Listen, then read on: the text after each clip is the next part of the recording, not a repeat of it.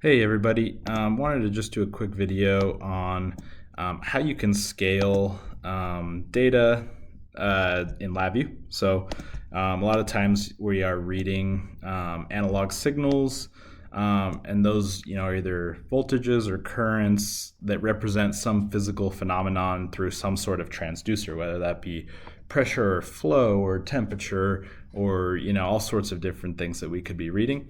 So I'm just going to create a very simple DAQ example here. So let's create a simple analog input task. Set our rate to 1000 and let's set it to continuous samples, and we need to specify our physical channels. Okay. And then we're going to add a while loop where we're going to read data till we tell it to stop, using the DAQ read function. Sweet. And we're going to wire that out here and place a stop and clear function. Sweet. And let's set this to single channel, multiple samples. Yeah. And we'll just read an array of this at a time.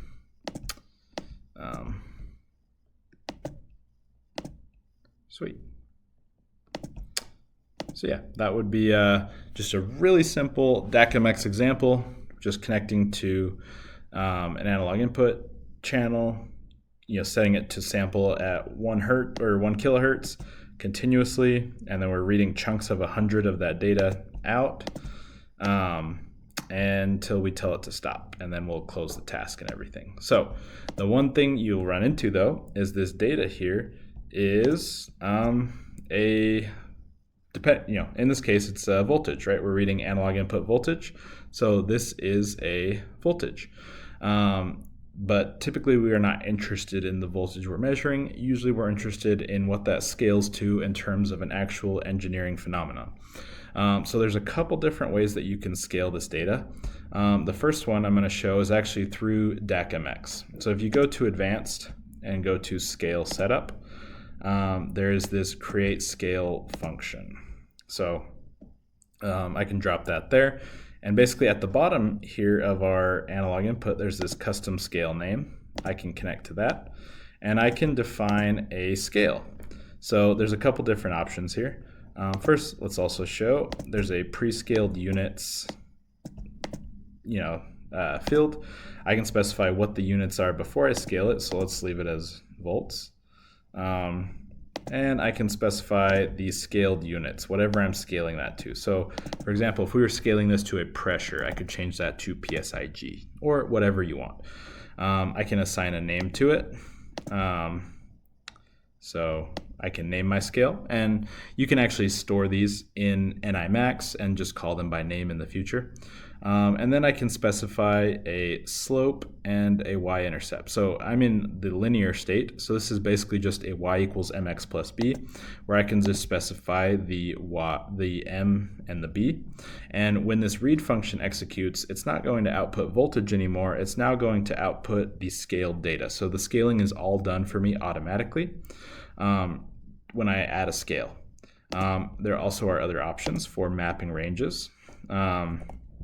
So you can see when I'm using the map ranges, I have basically a pre-scaled max and min. So let's say, for example, that's 0 volts to 10 volts. And then I can specify a scaled min and max.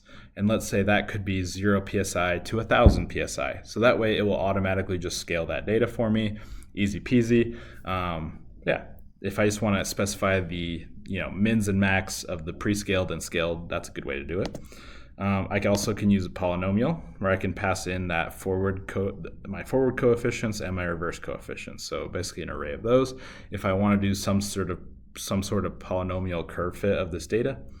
And the last one is table, where I can basically just pass in a table of pre-scaled values as they correlate to scaled values. So each index in that array will correlate across. So that way you can basically do like linear interpolation between a whole bunch of different points, right? So you don't necessarily have to have a curve fit, but you can do a little bit better than like a straight up y equals mx plus b if there's some nonlinearity in certain regions of that sensor's data. So that would be the other way you can configure that. But yeah, you just pass in that scale reference, and now your data, when you read it, is automatically scaled. You don't need to do anything. So that's one option.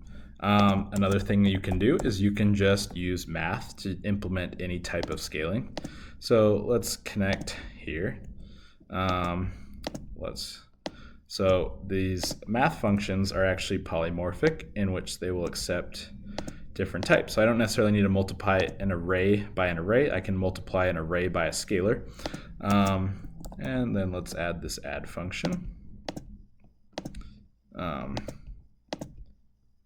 And it defaults to a array, but you don't necessarily have to do that. So yeah, and now let's graph that. So yeah, this way I'm basically able to implement y equals mx plus b, but kind of manually in my code. So my DAQ task doesn't have a scale defined, so it's just going to output raw voltage, but I can then specify here what my M and my B are in a linear curve fit. And I can do the same thing with any other type of curve fit, right? Whether it's like an exponential, logarithmic, polynomial, etc. I can just create an equation that scales that data, and it's quick and efficient and everything. So that's another way that you can scale that data. I want to show one more way, and this is not an exhaustive list. There's probably other ways people have done this as well, but I want to show the interpolate 1D array function. So one downside to this is that it works only with scalars, not with arrays. So if I'm reading chunks of 100, unfortunately, you will have to do this iterating through each individual piece of data. So this is better suited for when you're not working with massive arrays and whatnot. Yeah, so I can wire that in there. So by default, this wants an array of numbers or points. I never really use it like that. So the way I typically set it up is I will create a cluster constant, and I will create a, I want a DBL, numeric constant. Yeah, and I'm gonna put labels on here. You don't have to. For me, it just helps me keep things straight. So we'll call this first one volts. Sweet. And we'll call this second one, whatever you're scaling it to. Let's call it pressure. Sweet. And I'm gonna just set this to size so it looks nicer. And I will create an array of this cluster. And then I can just input this here. Make sure you set this to not index. And then it will basically do linear interpolation between all of the elements here. So that way I can do stuff like, so I can do stuff like say, hey, maybe 0 volts is, let me draw these out a little bit. Maybe 0 volts is equal to 0.457 psi, and 1 volt is equal to maybe 100.568. Let's say 2 is equal to 202.56, and I can go on and on and on. But that way, basically, it will linear interpolate between this table of data points that I've input, and I can get my data out. Like I said, though, the big downside is this works 1 point at a time. So if you do want to use this when you're pulling chunks of data, you will have to iterate through the data. But this is also another really nice way. And you can just store this data in like a calibration file. So you have all your volts and pressure data, and it can just read that in and then scale it accordingly. So yeah, but those would be 3 really good ways you can basically scale your analog signals into actual engineering units and work with them effectively in LabVIEW. So yeah, thanks for watching. Canon Controls is your gateway to mastering LabVIEW. Dive into programming for data acquisition, industrial communications, and manufacturing automation. Explore how to enhance your projects with cybersecurity best practices. Join the journey to elevate your skills and secure your systems with every episode.